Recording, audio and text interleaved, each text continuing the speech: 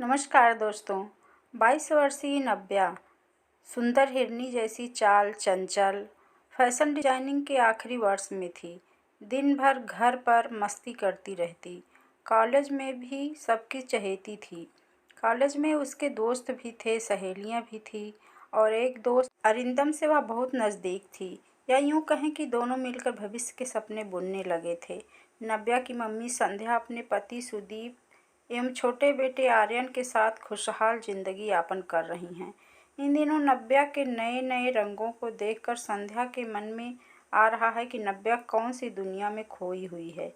दिन भर मोबाइल से चिपकी रहती और एकदम खुले दिमाग की थी, तो अपनी माँ भी अरिंदम के बारे में कुछ कुछ बताती रहती। नव्या को खुश देखकर संध्या को अपनी बीती हुई जिंदगी याद आने लगी। वह भी कॉलेज के दिनों में इसी प्रकार खुश थी और कॉलेज में अनिल से उसकी अच्छी दोस्ती थी, लेकिन वह खुले मन से अपनी दोस्ती अपनी मम्मी और पापा को नहीं बता पाई। पापा अच्छे थे पर बहुत अनुशासन प्रिय थे और उन्हें किसी भी प्रकार अनुशासनहीनता पसंद नहीं थी। एक दिन उसने देखा कि उसके मम्मी पापा दोनों बात कर रहे हैं कि संध्या बड़ी हो रही है, हमें उसके हाथ पीले कर देना चाहिए। यह बात संध्या ने सुन ली। उसका दिल बहुत उदास हो गया। वह अनिल के साथ नए जीवन के सपने बुन रही थी। आज जब वह कॉलेज गई तो उसने अनिल से अपने मन की व्यथा को अनिल से कहा, ऐसा कैसे हो सकता है, मैं आज ही जाकर तुम्हारे पापा से बात करता हूँ। शाम को ही वह उसके पापा से मिलने के लिए घर आ गया और बगैर किसी लाग लपेट के उसने अपने हृदय की बात कह दी। वह संध्या को अपनी जीवन साथी बनाना चाहता है, लेकिन पिताजी तो किसी बात को सुनने को तैयार ही नहीं हैं।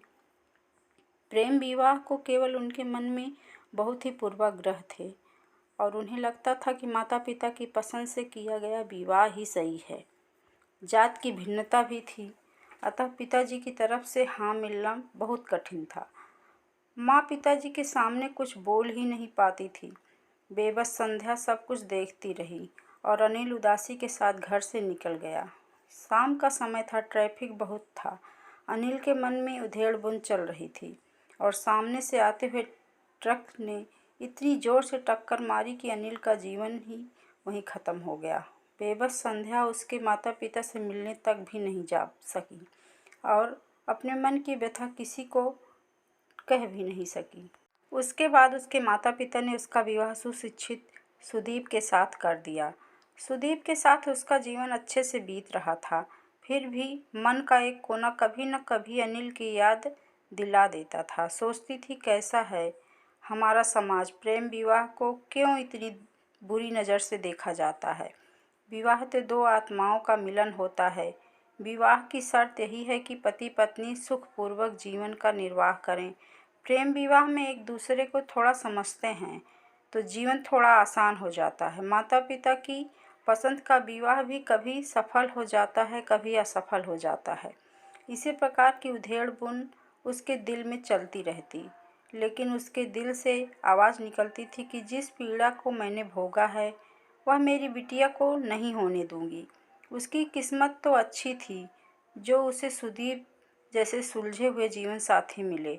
नव्या के साथ वह किसी प्रकार की समझौते के लिए तैयार नहीं थी और उसने अपने पति को नव्या की शादी अरिंदम से कराने के लिए अपना मानस तैयार कर लिया और सुदीप ने भी इस बात की सहमति दे दी।